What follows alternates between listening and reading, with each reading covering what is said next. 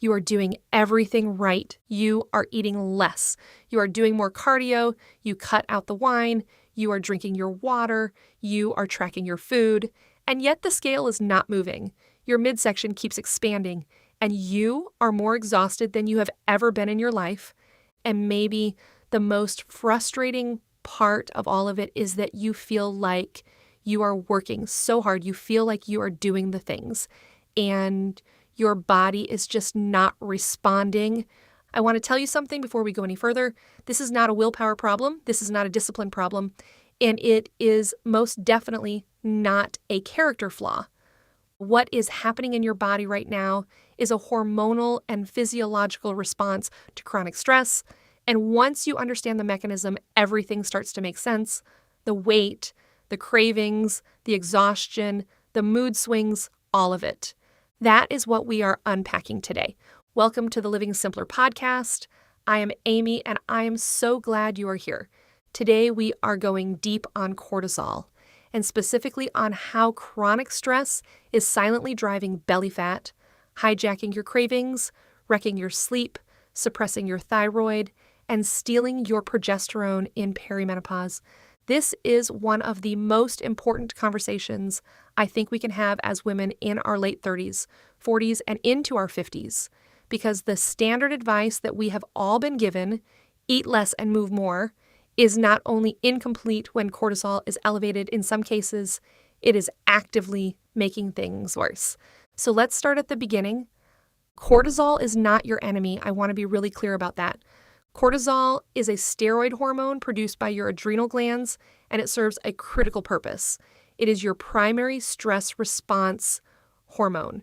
When you are in danger, real or perceived, cortisol floods your system to give you the energy and the focus you need to respond. Your heart rate increases, your blood sugar rises, non-essential systems like digestion and reproduction and immune function slow down so that all available resources can go toward the threat. This system is brilliant. It is designed to save your life. The problem is that it was designed for short-term threats, a predator, a fire, a moment of acute danger that you respond to and then recover from.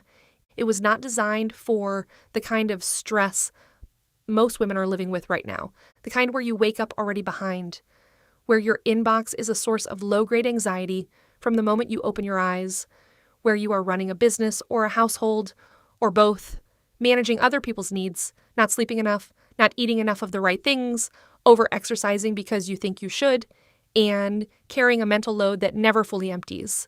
That kind of stress does not have a clear beginning and end. It is chronic. It is relentless. And your body does not know the difference between the stress of missing a deadline and the stress of being chased by something dangerous. It just knows you signaled threat. And so it keeps producing cortisol. And when cortisol is chronically elevated, everything changes. Let's talk about what happens first to your insulin and your blood sugar, because this is the direct line between stress and belly fat, and most women have never heard it explained this way. When cortisol rises, it triggers the release of glucose into your bloodstream. This is intentional. Your body is preparing to fight or flee, and it needs fast energy. So it breaks down stored glycogen and releases sugar into your blood to fuel your muscles and your brain. Your blood sugar spikes. Now your pancreas responds by releasing insulin to bring that blood sugar back down. But here is where it gets complicated. If you are in a constant state of stress, this cycle is happening over and over, day after day. Cortisol up, blood sugar up, insulin up, blood sugar down, cortisol up again. Over time, your cells start to become less responsive to insulin. They have been flooded with it so many times that they start to tune it out. This is the beginning of insulin resistance. And one of the primary places your body stores the excess glucose it cannot manage effectively, visceral fat, the deep abdominal fat that sits around your organs and shows up as that stubborn midsection weight that will not budge no matter how many crunches you do. This is not a calorie problem. This is not a laziness problem. This is a cortisol-driven insulin problem. And here is what makes it so insidious for women in perimenopause. Estrogen helps your cells stay sensitive to insulin. As estrogen begins to decline in perimenopause, you lose some of that natural insulin protection. So the cortisol insulin cycle hits harder, the belly fat accumulates faster, and the standard advice of eating less and exercising more does not address the root cause at all. Now let's talk about progesterone, because this is the piece that breaks so many women's hearts when they finally understand it. Progesterone is your calming, balancing, sleep-supportive hormone. It counterbalances estrogen, it supports your mood, it helps you sleep deeply, it reduces anxiety, and it is absolutely essential for feeling like yourself. In perimenopause, progesterone is actually the first hormone to decline. Before estrogen drops significantly, progesterone starts pulling back, and this is why so many women in their late 30s and early 40s start feeling off before they have any obvious menopausal symptoms. The anxiety that appeared out of nowhere, the sleep that started getting lighter, the PMS that got worse, that is often progesterone beginning to fall. Now here is where cortisol becomes the thief. Your body makes both cortisol and progesterone from the same raw material. That raw material is a hormone called pregnenolone, and when your body is under chronic stress and it needs to keep producing cortisol, it will preferentially use your available pregnenolone to make cortisol instead of progesterone. This is called the pregnenolone steal, and it is one of the most significant and under-recognized reasons why women in perimenopause feel so hormonally depleted, even when their estrogen levels look okay on paper. Your body is literally robbing your progesterone supply to fund your stress response. The downstream effects of low progesterone include worsened anxiety, disrupted sleep, heavier periods, increased sensitivity to estrogen, more pronounced PMS, and a greater experience of emotional volatility. And because progesterone supports thermogenesis, meaning the rate at which your body generates heat and burns energy, low progesterone also contributes to a slower metabolism.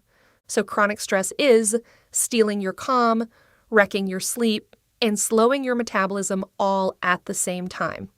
Let's talk about your thyroid now, because this connection does not get nearly enough attention. Your thyroid produces two primary hormones, T4, which is the inactive storage form, and T3, which is the active form that your cells actually use. T4 has to be converted into T3 primarily in your liver and your gut, and then your cells need to be able to use that T3 effectively. Cortisol disrupts this process at multiple points. First, chronic cortisol elevation suppresses TSH, which is the signal from your brain that tells your thyroid to produce hormones in the first place. So high cortisol can directly reduce thyroid output. Second, cortisol inhibits the conversion of T4 to active T3. Instead of converting to T3, more of your T4 gets converted to something called reverse T3. Reverse T3 is essentially a blocking molecule. It fits into your thyroid receptors but does not activate them. It just sits there and blocks the real T3 from doing its job. What does this look like in real life? You feel cold all the time.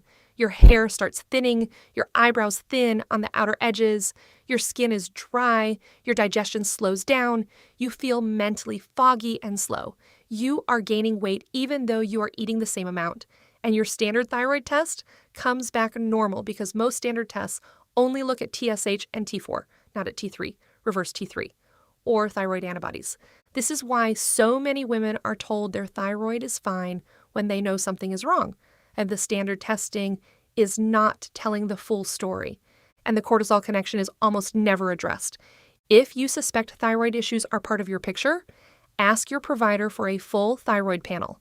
You want TSH, free T4, free T3, reverse T3, and thyroid peroxidase antibodies at a minimum. Do not accept a standard 2-marker panel as a complete picture of your thyroid health. You deserve the full picture. Now let's talk about cravings, because this is where so many women feel the most shame, and I want to dismantle that right now. When cortisol is chronically elevated, it directly increases your appetite for specific types of food, not all food. Specific food, high sugar food, high fat food, high calorie dense food, comfort food. This is not weakness, this is biology. Here is the mechanism. cortisol raises blood sugar, as we talked about. Then insulin comes in and drives that blood sugar down.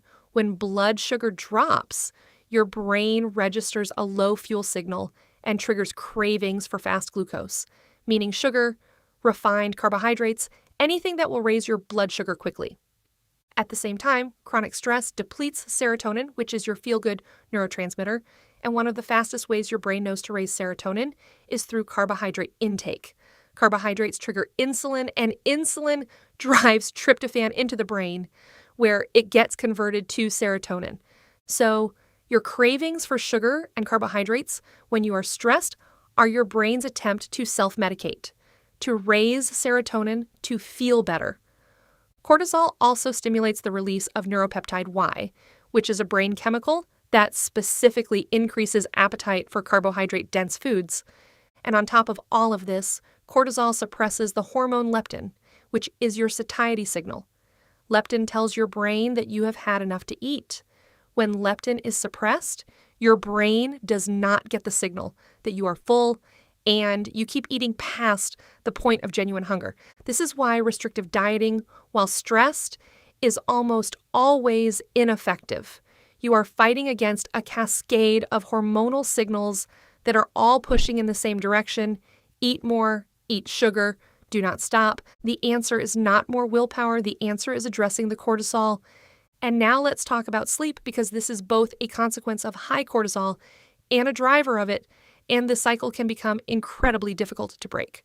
We covered cortisol's role in sleep disruption in our last episode in detail, so I will not go as deep here, but I want to connect it specifically to the belly fat and weight gain conversation.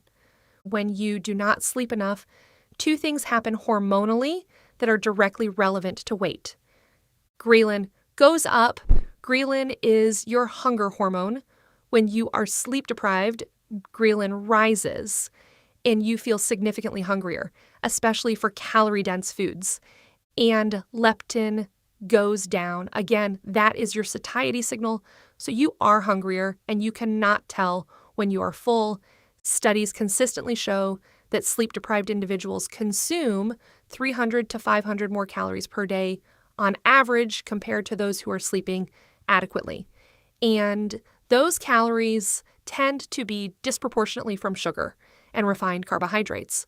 But here is the part that really matters for the cortisol conversation. Sleep deprivation directly raises cortisol. Not enough sleep triggers your stress response. So you go from high cortisol disrupting your sleep to disrupted sleep raising your cortisol to elevated cortisol driving insulin resistance and belly fat to belly fat producing its own inflammatory signals that further disrupt this sleep. It becomes a cycle, and the only way to interrupt the cycle is to address it from multiple angles at the same time. Let's talk about exercise, because this one is counterintuitive, and I know it is going to be hard for some of you to hear. More cardio is not the answer when cortisol is already high. Cardiovascular exercise, especially long duration, moderate to high intensity cardio, raises cortisol. That is a normal and expected physiological response. In a well-rested, well-nourished body with a healthy stress load, cortisol rises during exercise and then comes back down during recovery, and the net effect is positive. But when you are already chronically stressed, when your cortisol is already elevated most of the time, adding more high-intensity cardio is adding more cortisol to a system that is already flooded with it. This is why so many women in perimenopause describe doing more cardio than ever before and gaining weight anyway. Their body is interpreting the additional exercise stress on top of life stress as a threat, and it is responding by holding on to fat, particularly visceral fat, around the midsection as a protective survival mechanism. This does not mean stop moving. Movement is essential for hormone balance, insulin sensitivity, lymphatic flow, mood regulation, and everything else we care about. What it means is shift the type of movement. Strength training is one of the most powerful interventions for insulin resistance and cortisol regulation.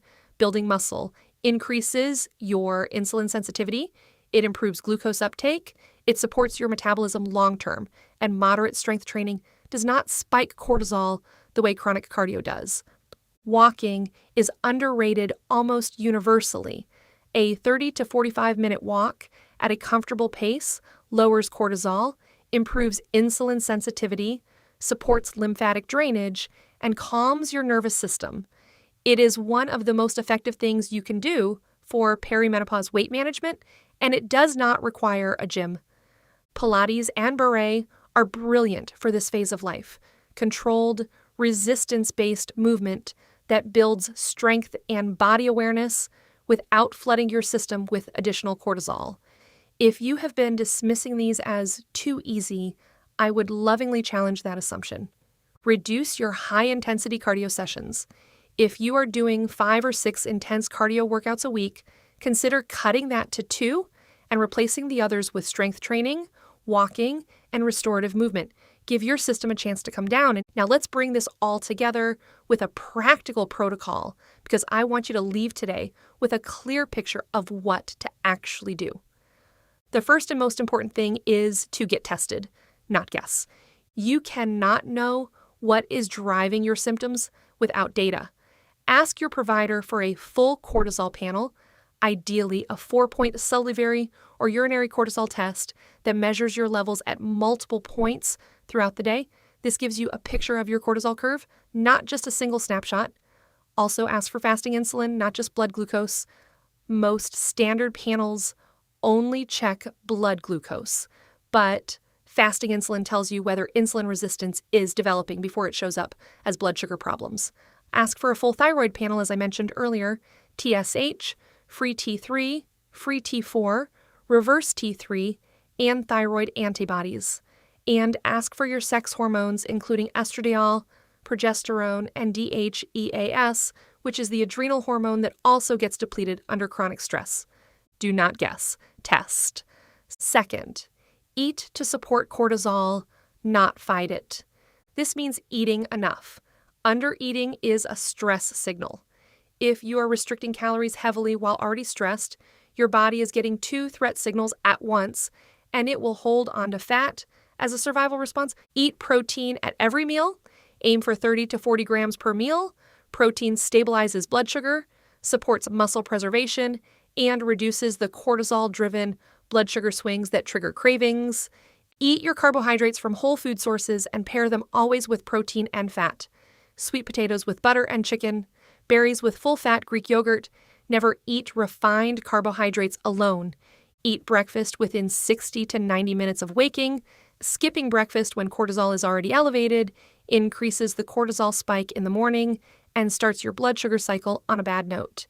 If you do intermittent fasting and you are experiencing the symptoms we talked about today, consider that fasting may not be the right tool for your body right now. It is worth reassessing. Prioritize magnesium-rich foods. Magnesium is depleted by cortisol, and most women are already deficient. Dark chocolate with at least 70% cacao, pumpkin seeds, leafy greens, avocado, and wild-caught fish are all excellent sources. Third, address your nervous system directly and consistently. Your nervous system needs active, intentional downregulation every single day, not once in a while, not when you remember, every day. This can be 5 minutes of breath work in the morning before you look at your phone. It can be the physiological sigh technique we talked about in the last episode, which takes less than 2 minutes. It can be 5 minutes of legs up the wall before bed. It can be a short walk without your phone. It can be sitting outside in natural lights in silence for 10 minutes. The specific practice matters less than the consistency of it. Your nervous system learns through repetition. You are literally retraining your threat detection system to recognize that you are safe. That takes time, and it takes showing up every day. Fourth, protect your sleep like it is your most important health intervention, because it is. Go to bed at a consistent time. Aim for 10 p.m. or earlier if possible. The hours before midnight have disproportionately deep, slow-wave sleep that is critical for cortisol regulation and hormone repair. Keep your room cool, dark, and quiet. Between 65 and 68 degrees Fahrenheit is the target range for optimal sleep architecture. No screens for at least 60 minutes before bed. The blue light suppresses melatonin, and the stimulating content keeps your sympathetic nervous system engaged. Consider magnesium glycinate before bed, 300 to 400 milligrams. This is one of the most consistently supported interventions for sleep quality and cortisol regulation, and it is accessible and affordable. If you are waking at 2 a.m. or 3 a.m. consistently, revisit the blood sugar piece. Have a small protein and fat snack before bed and see if that changes your wake pattern within a week. Fifth, reduce your cortisol inputs deliberately. This is the lifestyle piece, and I know it is the hardest one because it requires real decisions about how you are spending your time and your energy. Start by auditing your stimulants. Caffeine raises cortisol. This does not mean eliminate coffee, but it does mean be strategic. Do not drink coffee on an empty stomach. Do not have caffeine after noon if you are struggling with sleep. And if you are drinking more than 2 cups a day, consider whether you are using caffeine to compensate for a cortisol and energy problem that needs a different solution. Look at your information intake. Every negative news cycle, every stressful social media scroll, every alarming podcast or article is a cortisol input. You do not have to live under a rock, but you do need to be intentional about what you are letting into your nervous system and when. Look at your relational and emotional inputs. Difficult relationships, people-pleasing patterns, saying yes when your whole body is saying no, these are cortisol inputs. I am not saying this to overwhelm you. I am saying it because the body does not separate emotional stress from physical stress. It is all cortisol to your adrenals. And finally, please be patient with yourself and with this process. If your cortisol has been elevated for months or years, you are not going to reset it in a week. The research on HPA axis recovery, that is your hypothalamic pituitary adrenal axis, the stress response system, suggests that meaningful recovery takes anywhere from 3 to 12 months of consistent supportive intervention, depending on how long and how severely the system has been dysregulated. This is a marathon, not a sprint. And every single choice you make that reduces your cortisol load and supports your hormones is moving you in the right direction, even when you cannot see it yet. The belly fat is not permanent. The cravings are not permanent. The exhaustion is not a life sentence. These are symptoms of a system under too much pressure for too long. And systems can heal when they get the right support. You are not broken. You are responding. And now you know what to do about it. If today's episode resonated with you, the best thing you can do is share it with a woman in your life who is doing all the right things and still struggling. She needs to hear this explanation. She needs to know it is not her fault. And if you are ready to go deeper, to actually run the labs, understand your own cortisol curve, and build a protocol specific to your body and your life, that is exactly the work we do inside the Living Simpler Collective. We have resources, community, and real guidance for women who are done guessing and ready to actually get answers. The link is in the show notes. Thank you so much for being here today. I am genuinely grateful for every one of you who shows up to this podcast and takes this information seriously, because taking care of yourself is not selfish. It is the foundation of everything else you're trying to build and be and give. You deserve a body that feels good to live in. I will see you in the next episode. Until then, keep it simple, keep it intentional, and keep going.